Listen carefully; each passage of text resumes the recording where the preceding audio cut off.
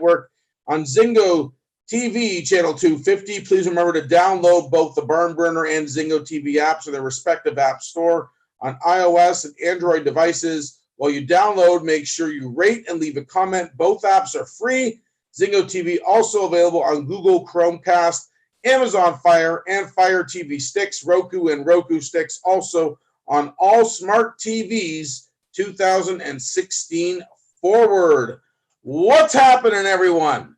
Eric Cohen and my guy Billy right here on Crunching the Numbers. Billy, how are you? I'm doing great, buddy. We're shaking. Well, Billy, the world is in a state of panic, of danger, so many things going on. Obviously, it was 8 days ago that George Floyd was murdered by a police officer. It was caught on camera. That has sparked all sorts of protests, riots, a lot of very dangerous places in the United States based on what's going on with police officers, what's going on with people that are trying to take a stand, make changes. How are you holding up right now? It's obvious. It's obvious to me from afar that we are living in a extremely divided world. So let's talk about something that brings us together, baby. NFL, little bit of football, little bit of numbers, little bit of cash, and maybe I'll slide in a couple of comments or two about my hair. Well, certainly a lot of work to be done because we do want to. What on the hair? I love your hair, Billy. I think it's great.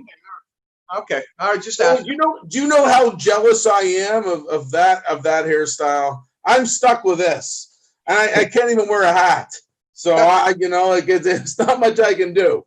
But you have a great personality. Oh, thank you, Billy. You know what? That's what they tell me, right? That when you get married, you want your wife to have looks. As long as you have a great personality, everything will be fine, right? And a couple of 20s in your pocket. Yeah, that's what it's about, right? Just living the life, trying to have a few extra bucks. So that's what we're gonna do. We're gonna, here on Crunching the Numbers, we're gonna try to always give you some insights, some winners, some good analysis.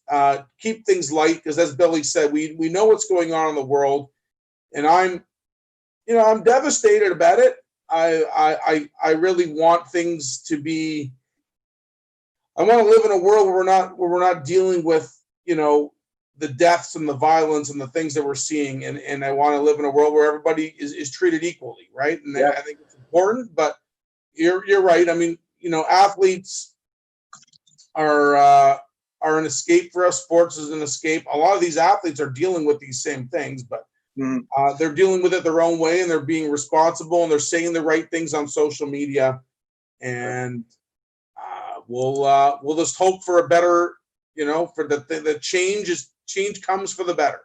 Absolutely. So, it's inherent, Eric, on each and every one of us in the way that not only we view things, but we conduct ourselves on a day-to-day basis with every human being we come across, be it the guy at the Tim Hortons, the guy in the variety store, the guy outside the plaza.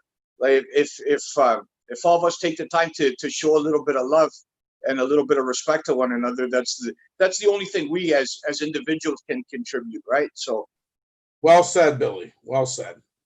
All right, so NFL going to try to start on time. The first game is Thursday, September 9th. The first NFL Sunday is September 13th. Last week here on Crunching the Numbers, we went through every game, and we gave you our analysis. The one thing I've been thinking a lot about since we talked, when I've been betting these games, these are very untraditional because without fans in the stands, the home field advantage that is generally there for teams isn't there anymore, right? Like, it's hard to play in places like Seattle, Minnesota, Atlanta, crowd noise, right? That crowd noise probably isn't going to be existing. There really is no scenario, in my opinion, where I see September we're playing football games in front of full crowds. I just don't see it. I think it's safe to say we are playing week 1 with nobody in the stands. And that being said, I just don't feel like the lines that have come out are taking into account home field advantage. A home team always gets the extra 3 points.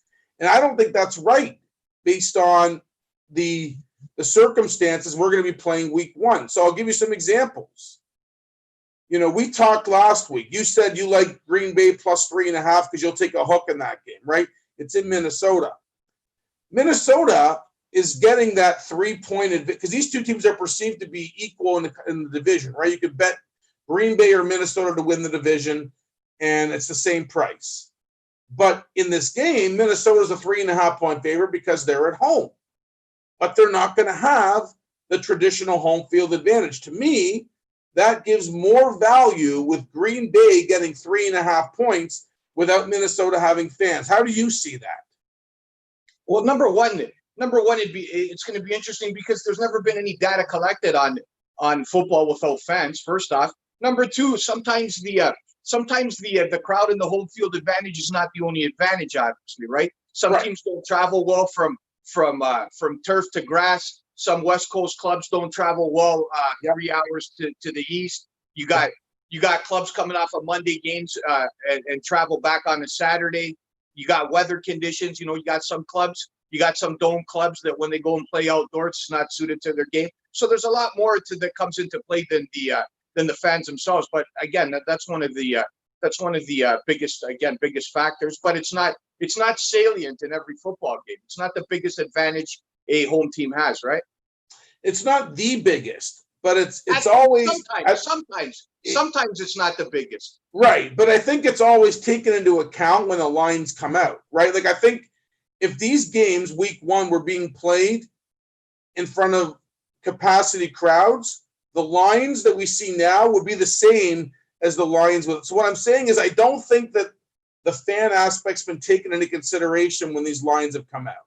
That's my point. Is I just feel like these are the traditional week 1 lines that you would expect under normal circumstances, but we're not going to be playing under normal circumstances. So for me, I'm looking at road teams getting points where the home teams don't have the same advantage they would normally have. So to me, I'm looking at the Cleveland Browns getting 9 points. I think that that's a really nice line for Cleveland, with Baltimore having, again, no fans in the stands. I think, me and you both agree that the Jets getting 6 points, Bills Mafia won't be at Orchard Park. That's an advantage for the Jets. Mm-hmm. I think that, you get the 3.5 with Green Bay. There's no crowd noise in a dome. Aaron Rodgers feels very comfortable in a dome.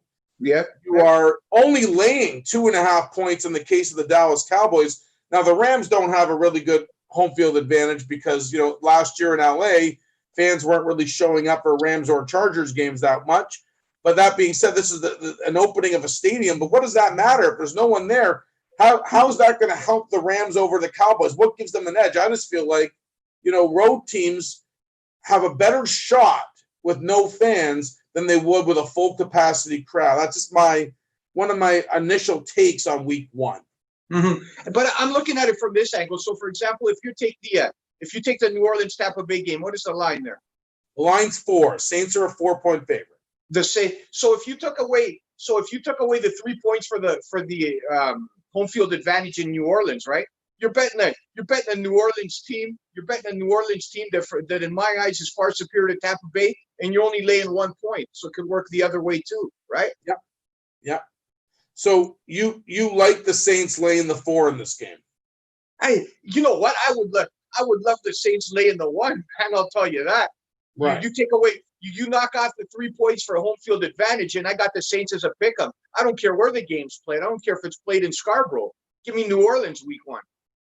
So let's go through the divisions, because you say you think you really like the Saints over the Bucks. In the NFC South, it's pretty even as far as the division odds go. The Saints and the Bucks are both plus 120 to win the division.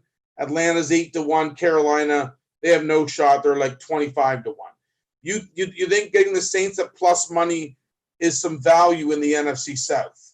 If I'm reaching there, I take a reach for the Falcons at plus 800. To be honest with you, Yeah, you're high on the Falcons. I take a reach there for a small amount of cabbage, and then I just lay off between the two and let the season unfold. And I stay away. Like if I'm looking at that and I want to invest some money in, I don't have enough confidence in. I don't like the price in New Orleans giving me for the risk factor, so I stay away from that. And I'll put a couple bucks on Atlanta and just let it ride out and surprise everybody. I do that every now and then. What is it you like about the Falcons this year? I just like the fact that the way they closed the season. Number one, number two, they didn't fire the coach. Number three, they got Gurley in the backfield. They got an offense just as good as anybody in the NFC South, in my estimation. And they're bouncing back after that fiasco in the Super Bowl. I think they're going to be ready to play. I think Quinn's going to have I think they're ready to go. And it's a Jekyll and Hyde team, Atlanta. They're very Jekyll and Hyde, and I just look for them this year to surprise a lot of people. Atlanta opens up week 1 as a 1-point home dog against Seattle. You like the home dog there? It's small home dog, but based on what you're saying, I think maybe there's some value with them. Seattle walked into Atlanta and beat them handily last year, but Atlanta was really beat up. Matt Ryan missed that game. You think there's some value with the Falcons week 1? I think I wouldn't necessarily say week 1, and just over the course of the 16 games. Obviously, you want to get off to a good start. And to me, again, the Seahawks are. If you look at last year's Seahawks team, it's a don't make no mistake about it. It's a Russell Wilson led operation. That team won with smoke and mirrors. That team was nowhere close to the team that they appeared on paper. If Russell Wilson has to carry a big load there, and I don't think Seattle's upgraded it in many areas. To me, I look for them to regress this year. I look for them to be closer to 8-8 and 9-7. I look for Arizona. I look for Arizona to jump in Seattle to go down a notch. Well, I think there's some value week 1, and we talked about this game last week. Arizona getting 7.5, 8 points on the road against San Francisco. They could have won last year's game in San Francisco. So I think the Cardinals, you're right. I think that they're taking the next step. I mean, you add DeAndre Hopkins to that offense, and you put Kyler Murray now in year number 2. He's had a year to learn it, to really get to understand everything with the NFL and what's expected. I think I'm agreeing with you. You look at the division. I mean, San Francisco's plus money, plus 110 to win the division. Arizona is 6-7 to 1 to win it. The Seahawks plus 260 and the Rams are plus 425. So right now that Arizona's projected to be the worst team in that division, but you think they could be better than both the Seahawks and the Rams, right? That's right. I think they can be better. I think that division belongs to the 49ers. I think that's pretty cut dry in my eyes. Right. But you do believe that Arizona could challenge for a playoff spot, a wild card spot. That's right. And again, this is depending on the maturity level and the progression in the QB, right? If he picks up where he left last year, make some improvements, and with young kids, sometimes year 2 they regress. Take a look at Mayfield. Take a look at some other guys. You don't know in which direction that will swing, right? Before you do anything, before you handicap anything in regards to Arizona, you got to first ask yourself. You got to try to get in the mind of this quarterback and find out where he's going, who he is, and can he take the next step. And if you believe that individual can take the next step, then you ride the whole team behind him. If you have your doubts and your suspicions on him, and consider in your mind that he might regress a little bit, then you stay away. Yeah, I mean, if you think about it, San Francisco went to the Super Bowl last year, and they didn't go based on the year that Jimmy Garoppolo had. I mean, I'm not trying to pile on Jimmy, but he, a lot of times San Francisco were winning games with the running game. I mean, they ran for over 300 yards in the championship game against Green Bay. They ran all over Minnesota in the divisional game, and their defense was lights out, right? I mean, Nick Bosa was so good as a rookie, and the secondary took such strides. And when they were healthy, that defense was second to none. So the Niners were able to win as long as Jimmy Garoppolo wasn't making catastrophic mistakes the way he did in the Super Bowl, where he threw a couple interceptions that really cost them. Mhm. Whereas Arizona, I think you'd agree, if Kyler Murray doesn't have a really good year, that he is the focal point. He's what's going to drive the Cardinals to get to the next level. No doubt about it. No doubt about it. I couldn't agree with you more. The thing with San Francisco is they can win in a variety of ways. Like obviously, obviously Garoppolo is not considered in the upper echelon, not an elite quarterback at this stage in his career. But yeah, you can't forget he also went into New Orleans and put up 51 and went toe to toe with Brees and won in that fashion. So a good football team sometimes has to win in any sport. A good team has to win in a variety of ways, right? So, yeah. And San Francisco to me has shown that they can. They're a defensive club. They like to run the ball, but they can win in a variety of ways. And for me, that's what I look for when I'm backing a club.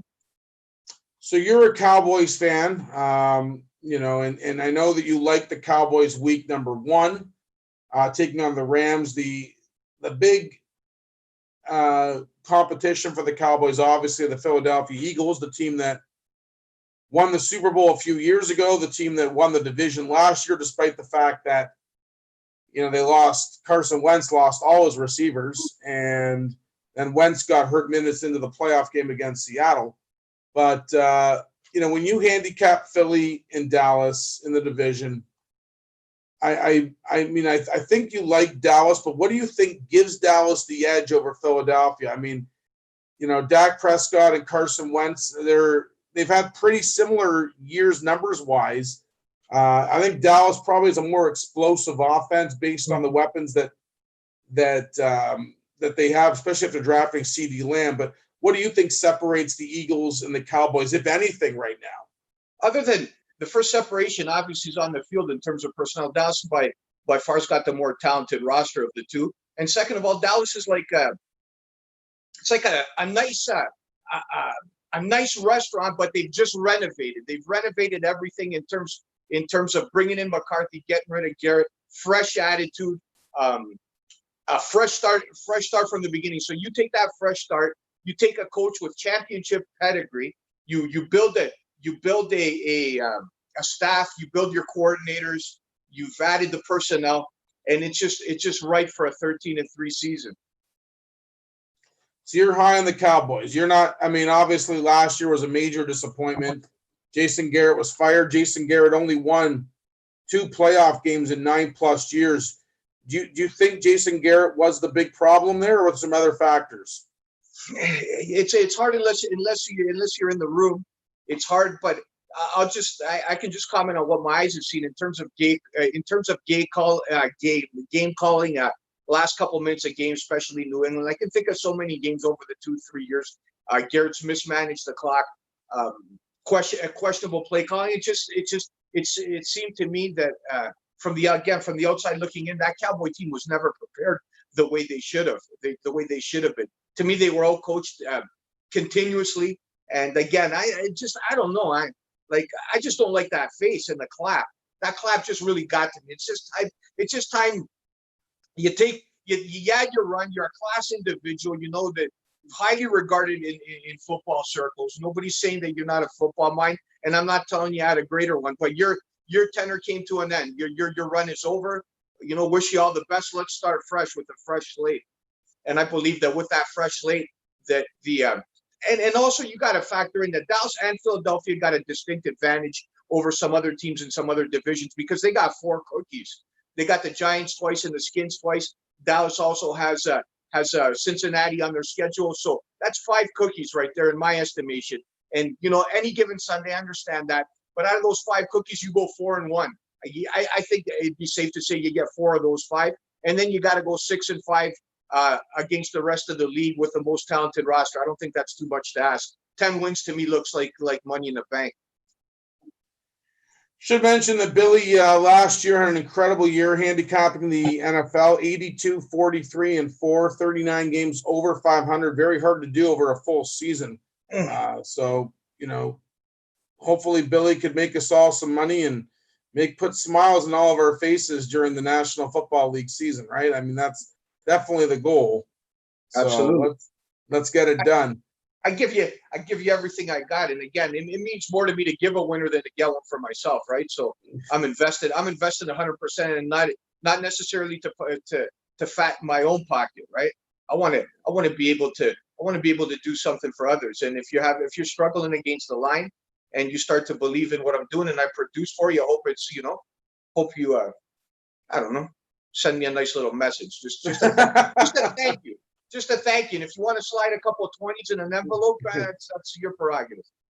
So, Billy, in the NFC North, I know you're high on Detroit, and that I think you're one of the few people out there that have the Detroit Lions on your radar.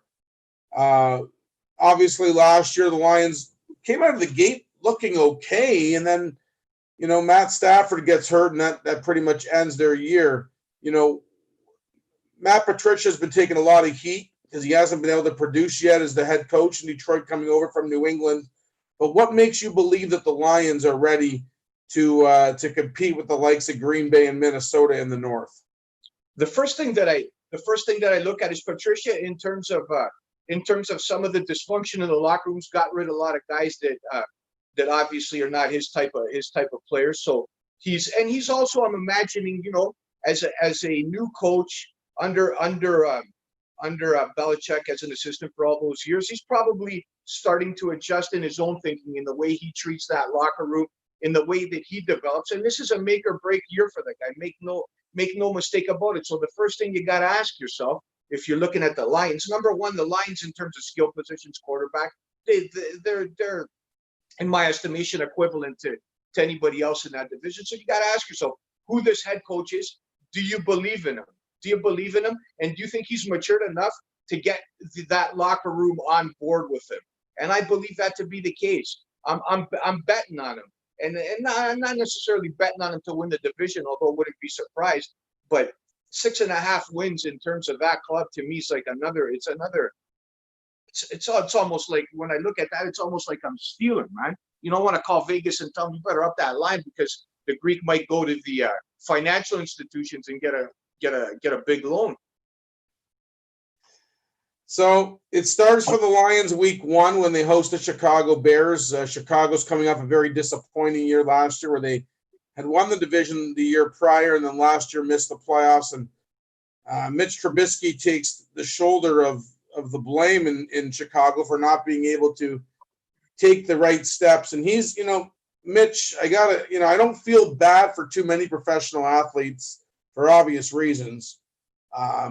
Especially guys that were second overall picks. But Mitch Trubisky being a second overall pick, being a guy that the Bears traded up to get, and being in the same draft as Deshaun Watson and Patrick Mahomes, who were drafted well after him in the same draft. I mean, you couldn't have more pressure on you than Mitch Trubisky does for the Bears. They're the Lions' week 1 opponent, and the Bears are the underdog in this game. Do you have any feeling on the week 1 game between the Bears and the Lions? Oh, I will say this about Trubisky. It is, and you hit the nail on the head when you talk about pressure, right? Pressure, and not only that, but pressure. But you're not surrounded necessarily with the most talented of skill position players in Chicago, and that Chicago Bear style of football is consistent of the running game and defense. So you put that whole equation into focus, and then you understand why this guy's had the difficulties, why he's under the gun. If you take this guy, you give him a fresh start, even if he was drafted the second round, the expectations were a little bit different.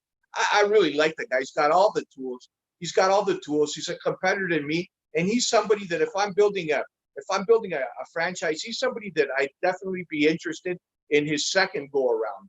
Once he parts ways with the Bears, I'd definitely be interested in him, especially I'll throw it out there, especially if I'm Snyder in Washington. That's the kind of guy that I might give a chance to.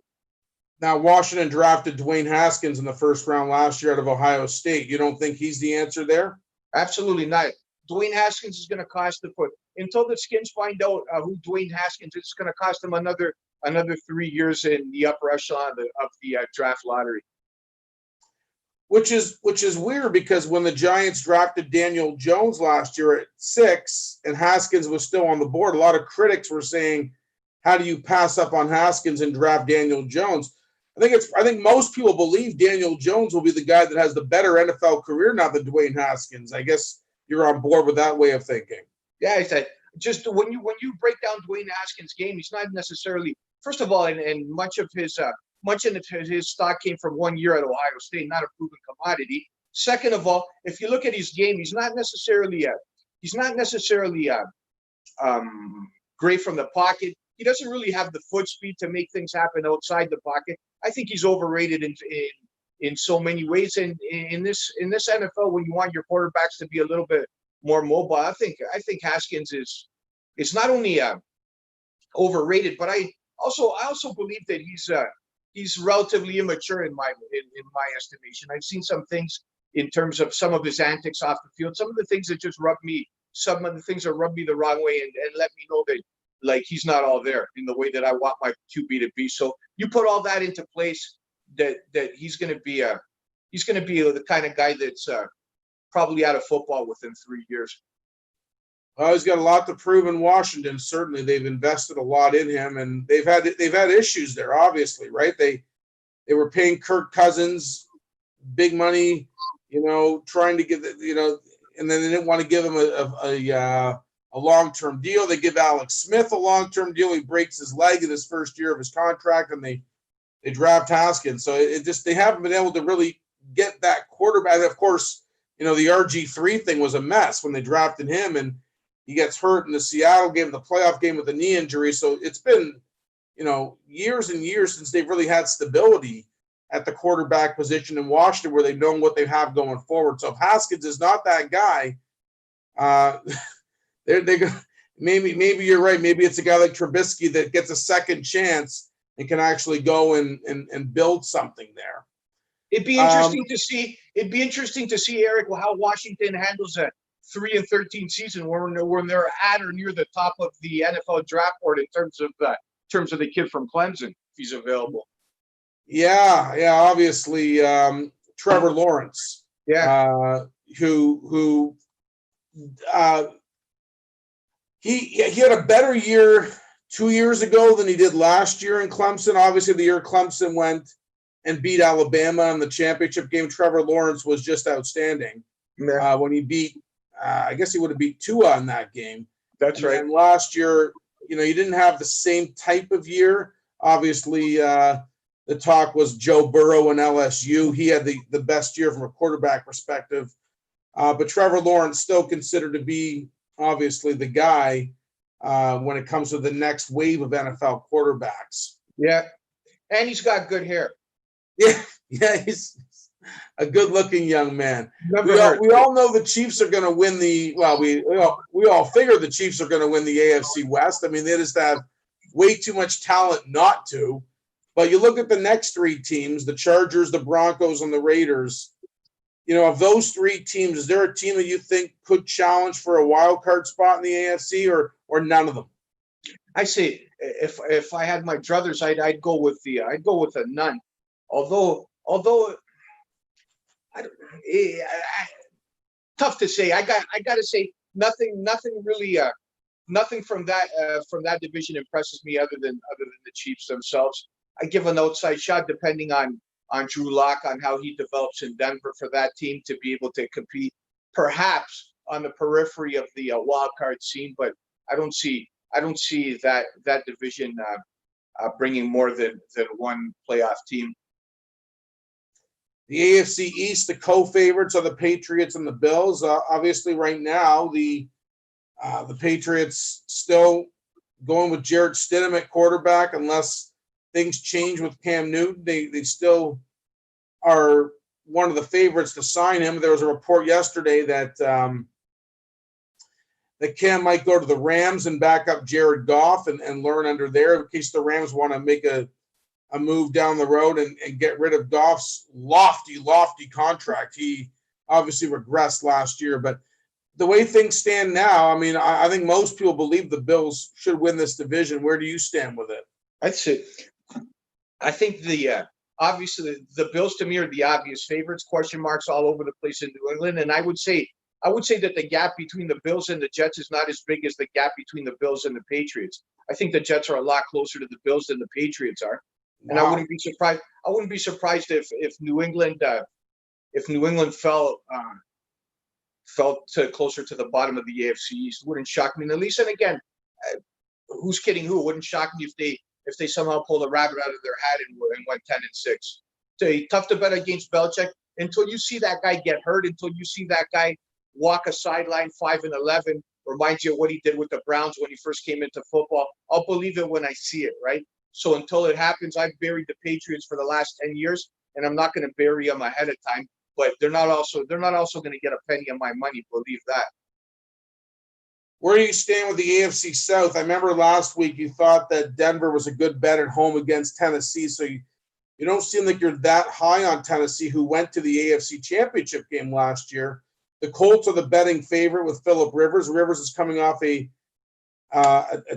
really subpar year with the Chargers last year, where interceptions were a big problem for him. And then you have Houston, who, of course, has not had a very good offseason, and Bill O'Brien's been the butt of many, many, many jokes. Houston's been the team that's won this division more times than not in recent memory, but right now the Colts seem to be the sexy pick. Where do you stand? I concur with the Colts. If I had to back anybody in the South, I'm looking at the Colts again, and it's contingent, as you mentioned, on the kind of quarterback that Drew Brees is and the kind of football that he'll play in terms of his time in Indianapolis, as opposed to those ducks he continued to throw in San Diego. I've never seen a guy for all his accolades throw a worse football sometimes than this guy here. So again, Indianapolis got a good offensive line, good running game, solid defense, and as long as Brees plays Phillip Rivers. Phillip Rivers. As long as Rivers plays has a decent season in terms of not turning the ball over, Indianapolis is the class of the division. But again, it's wide open. Just my memory says a team that comes out of nowhere like Tennessee gets to that point in time, turns back the next year and reverts back to who they are, an 8-8 club. I don't look for them to repeat, and I'm not really a big fan of Tannehill either. So I look for them to come back to earth. It was just a good run. They got hot. They played good football, but people be prepared for them. People be prepared for the running game. I don't see Tennessee. I don't see Houston. And so if you don't see any of those clubs, then the only thing left that's in front of me is the Colts. And so take them. Yeah, Rivers has that weird throwing motion, right? I mean, he doesn't look like he's throwing with that much velocity. Just the weird little flicks that it had worked for him for so long, and then last year this came crashing down, where he was throwing so many ducks, and the interceptions were a huge problem, and really what kept the Chargers out from being a playoff team last year. Yeah. Looking at the AFC North, I mean, we expect Baltimore wins. I mean, they won 14 games last year, and they didn't really lose much off that team. Obviously, the big question for them is Lamar Jackson's got to take that next step in the playoffs, because he's had 2 straight really good regular seasons. In fact, last year was, obviously an MVP year, and you couldn't have had a better year than he had last year, only to throw 3 interceptions and lose to Tennessee in his first playoff game. He's lost his only 2 playoff games, both of them at home. So that'll be what the Ravens' focus is getting over the hump with Lamar in the playoffs. But Cleveland and Pittsburgh, they're the teams that will battle with Baltimore. If you had to pick one of those 2 teams to challenge the Ravens and to be a playoff contender, which one would it be? If I had to pick between the 2 of them, and either can be that club, but if it came down to picking between the 2, you got to give me Tomlin and the Steelers. Just on pedigree alone. Frankly, Tomlin last year was probably his best coaching effort in his career at 8-8 season. But I was very impressed with how he handled the season, and how he got the most out of nothing really in terms of a roster, in terms of quarterbacks. And jury's still out on Mayfield. How this the Cleveland, forget his name, the head coach is gonna the guy from Minnesota, the Stefanski, the offensive coordinator. Yeah. It's been a carousel over there. You don't know who the quarterback is. You don't know what kind of OBJ is coming back with with Tomlin and the Steelers, you kind of understand what you're going to get, right? And for me, that's the safe play would be the Steelers in terms of fighting for a wild card spot and even possibly threatening Baltimore for the division. Outside shot. All right, so that is the situation in the National Football League as we prepare for, obviously, week 1. We're all excited. We are still, we're in the beginning of June, so we still have over 3 months until we kick off. So lots of time to obviously go over this. And 90 days. Yeah, it's, these mainstream sports can't come back soon enough, Billy, for me, right? Like, it's just, you say it all the time, you need an escape. I think right now we need something to just take the focus off the real life issues that are going on, and the National Football League on Sundays, and then, Mondays and Thursdays, and there'll be some Saturday games this year. That's just, it's so crucial, I think, for society as a whole to give us, right? Like, we just need it. We crave it. Yeah. And the other thing, watching reruns of Three's Company and Frasier's, the novelty's kind of worn off. I'm ready to get back into sports. We all know that Niles ends up sleeping with Daphne, right? Like, we don't need to see it over and over again. Whoa. You know what I was watching last night, and it got to the point, Channel 38 over here in Scarborough, and because I didn't watch Frasier, well, I really enjoyed that show. That's really, really hilarious stuff for me, right? Yeah. And this is the first time that I watched to the end, and I seen the two of them connect yesterday. Yeah. When the other guy was the episode when the other guy's getting married, and of course, that's when they get together and they go off together. Yeah, in the Winnebago, right? That's right. You know what? Where have I been for 30 years, man? I finally saw that episode, man. I remember Daphne says to Niles, "I hope you're ready for like a bumpy ride or something as they're taking off." Right? Yeah. So. It was an emotional moment for me. I had a little speck of a tear running down my cheek, man. That's funny. Good stuff. It's funny. I make the Niles Daphne joke out of nowhere, and it actually has like a connection with you. It's weird how that works. Yeah. I obviously was a huge fan of Frasier. I mean, for me, Cheers was the best sitcom growing up. I loved it. And then Frasier, of course, was the spinoff where, Frasier moves from Boston to Seattle. And I think both shows are so well written and really, whatever happened to Norm and Vera? Never made it to Frasier, did they? Norm was on it. Vera was never shown, right? That was the thing about Cheers, was that, they always talked about Norm's wife, but you never actually saw her. You heard her once at Melville's, but you never actually saw her on camera. So did we ever see in Frasier, did we ever see his wife, or did they use the same kind of script? No, his wife, Lilith. Lilith was a big part of it. Niles' wife, I meant. Whose wife? Niles.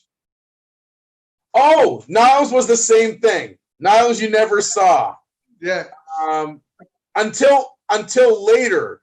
Until Niles ended up hooking up with Daphne, and then his ex-wife would come out because she wouldn't let Daphne and Niles be seen in public, right? She had all those demands on him. So he ended up seeing her a lot later into the sitcom. Oh, yeah? So, yeah. That's awesome. So I got something to look forward to today at about 5:00. Enjoy it. I mean, the shows were so well written, and the character development in both shows were outstanding. Yeah, they don't make TV like that anymore. I'll tell you that. No, you don't. That's the thing. You don't. You totally don't. Okay, so let's move on to the NHL, and we've talked about all the series last week, but now we have the series prices. So, I spoke obviously at length about the Leafs and the Jackets on Maple Leafs Forever before the show. The Leafs are a -150 favorite in this series. Obviously, the two teams had identical records. They're the 8-9, but the Leafs obviously a far more talented bunch, especially up front, right? Like, the Jackets have two unknowns in net with Merzlikins and Korpisalo. The Leafs have Freddie Anderson with the playoff experience. The Leafs have all the depth up front. The Jackets have a better blue line, and Nick Foligno believes that the Jackets having John Tortorella gives them the edge in this series because Torts obviously has led Columbus to playoff upsets in the past. Look no further than last year's shocking sweep of Tampa Bay, which you called. But how big of an advantage is Tortorella for Columbus in this series? Does he give the Jackets a fighting chance? Put yourself now in Tortorella's shoes, and you're playing a team that obviously has more talent than you. What do? How do you conjure up a recipe to compete with the Leafs? You know what you do? You dump the puck deep and you run them through the boards every time you can. You punch them in the mouth. You take runs at all their skilled players. So the question you ask yourself, that's what Torts is going to do exactly. You don't got to be a rocket scientist to come up with a game plan on how to beat the Leafs. The only question is, when Columbus plays that kind of hockey, how does Toronto respond? How do they respond? Number one, how do they respond if Columbus starts taking some undisciplined penalties and you make them pay with the power play? Number two, when a guy gives you one in the mouth, how do you respond? How do you respond? Can you raise your game physically, not to dominate them, but to match up with them? Do you have enough compete level to match up with that physical intensity? If you're Sheldon Keefe and you're the Toronto Maple Leafs, it's a simple question: can you? And if you say you can, then Toronto's guaranteed to win. If not, just on talent alone, even if they don't answer any call, they can still squeeze out that series. But if there's a physical compete level in Toronto that's equivalent to Columbus, then Toronto's a no-brainer. Well, it's definitely interesting you bring that up because 2 years in a row, the Leafs dealt with that with Boston, and Marchand was trying to get under their skin, and you saw what happened, right? Marchand would cheap shot somebody. Nazem Kadri would end up sticking up for a teammate, and Nazem Kadri would deliver a cheap shot. And in both cases, Nazem Kadri was suspended and was a big reason why the Maple Leafs went on to lose both series. So you got to respond the right way. And you're right, Columbus will obviously try to push around the Leafs, and it's so imperative that the series be called the right way. You always know, like in the playoffs, sometimes you throw away the whistles, you just let them play. If that's the case, that favors Columbus. The Leafs need any of these cheap shots or, elbows, stick work to be called to make them pay on the power play. It's going to really depend on how the series is called. Yeah. Columbus is going to play the same way. They're going to play the same style of hockey that they played last year against Tampa Bay, similar club to Toronto. They're going to run. They're going to punch them in the mouth. And you got to ask yourself, once you get punched in the mouth, what do? You fight back? Or the guy, if we remember, Tampa Bay opened up a 3-0 lead in game one yeah. last year, and you thought the series was over. Cupcake City, Columbus comes back. Tampa Bay never got off the mat in a short series. You better be ready to play very quick, right? Before you know it, it gets late early in a 5-game series. Well, yeah, these are best of 5 qualifying rounds, so definitely, you can't be asleep at the wheel when these things start. We talked about, I think we're on board with the same upsets that we like. Both of us really like the Rangers against Carolina. The Rangers are a plus 125 underdog. So Carolina lays 145. The Rangers historically have played this team really well. They seem to have more depth up front. Panarin's been so good for New York. And then, the question will be, in goal, what does New York go with? But the question will also be, what does Carolina do in goal? Do they go with Mrazek? Do they go with Reimer? I think both of us like the Rangers at plus 125 here, but what's your biggest reason for liking New York? My biggest reason for liking New York is that I'm not really enamored with Carolina in terms of their goaltending situation, as you mentioned. And I just don't see – last year, if you remember, Carolina was a bit of a novelty. They do their shenanigans off the ice. They created a bit of a vibe, a bit of a culture, and in a certain momentum that carried them through some series, some moments. And it was just a climate they created. And I don't think you can recreate that climate. I think that was a one-and-done climate. I think they come back to reality. And I believe the Rangers beat them relatively easy. I can see the Rangers beating Carolina 3 straight, 4 at worst. Game 4 in MSG. Or wherever else they play it. Maybe they'll play it. For a second, I forgot. Two hub cities. That's right. Yeah. You have any idea? What are you hearing about the hub cities? There'll be two hub cities, one in the east, one in the west. I don't know where they're going to be. So that's the other thing, right? We talked about this with the NFL. There's no home ice advantage because not only are there no fans, but you're not, I mean, we don't know which team's actually going to be playing in their home rink. Who knows what kind of an edge that will be, right? I don't know. Is there a line on that, Eric? Which line? Is there a line on hub cities? No, not that. Well, I'm sure there is somewhere. I haven't seen it. Right. To me, Vegas makes the most sense. I don't know. Doesn't Vegas make sense to you? Vegas makes sense for me in the NBA as opposed to the Orlando Disney World Right. proposition. In terms of hockey, I don't know. I don't know. Do you associate Vegas in the summer, man? In mid-July with hockey? I don't know. It's tough to say. I guess at the end of the day, wherever is safest for the players, their families, and everybody else associated with the essential personnel would be the landing spot, right? I don't know. I'm not going to Vegas. I don't have a plane ticket, so I couldn't care less. So the other underdog we both liked last week, they're just like the Rangers. They're this exact same price. Chicago at plus 125 against Edmonton minus 145. I still think there's some value with the 12 seed. I would have liked to have gotten a better price, but Vegas isn't stupid.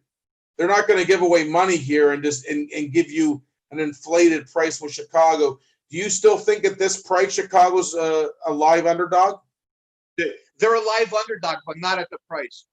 Okay. Not at the price. If that price got to start 150 and up for me to get excited.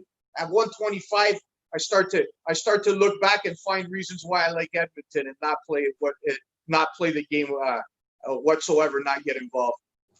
So the other lines: Arizona plus 120, Nashville minus 140.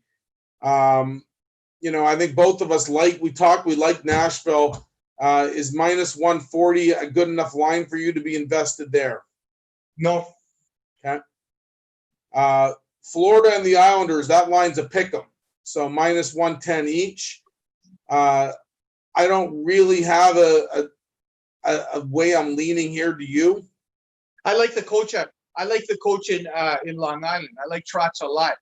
I like Trotz. I like the defensive system. I like them to shut Florida down. I like the kind of hockey they play. They play tough hockey, the Islanders, and I believe they're a dark horse.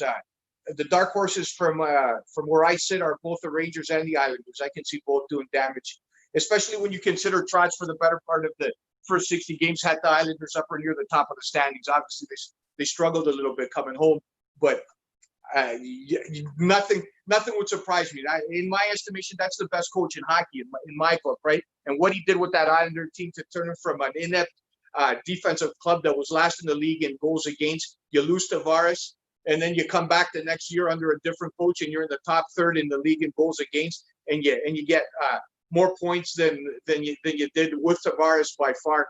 To me, that's a great coaching job, and I put nothing past that guy. So if it comes down to it, I take just on Trotz and Trotz alone. It's funny because the other coach, the 3-time Stanley Cup winner, Joel Quenneville in Chicago, and you're taking Barry Trotz, who most recently, of course, won the Cup with Washington a couple years back. And the style the Islanders play, right? That'll be an interesting matchup because you got two differing styles in terms of the way those teams like to play. And give me the defensive club there. Minnesota and Vancouver, both of us felt like the Canucks were the better team talent-wise. They're a minus 140 favorite. I think the line's pretty short. I think at minus 140, that's a favorite I can get behind in Vancouver. How do you see it? I see it the exact same way, and that's kind of scary because we see a lot of things the same way, and you were 50% and I was 70%. I hope you don't drag me down this year.